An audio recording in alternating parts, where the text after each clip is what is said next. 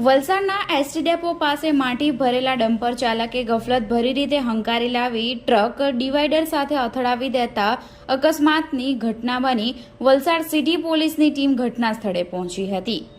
વલસાડના ST depot પાસે એક ડમ્પર નંબર GJ23AT5051 માટી ભરીને જઈ રહ્યું હતું, જે દરમિયાન વલસાડના એસટી ડેપો પાસે માટી ભરેલા ટ્રકના ચાલકે ગફલત ભરી રીતે હંકારી ટ્રક ડિવાઈડર સાથે અથડાવી દીધી હતી, જેના કારણે અકસ્માતની ઘટના બની હતી।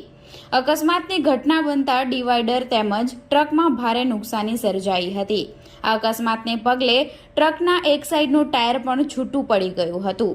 ઘટનાની જાણ વલસાડ સિટી પોલીસની ટીમને કરવામાં આવી હતી। કોલ મળતા જ વલસાડ સિટી પોલીસની ટીમે ઘટના સ્થળે પહોંચી અકસ્માત થયેલ વાહનને સાઈડે હટાવવાની કામગીરી હાથ ધરી હતી।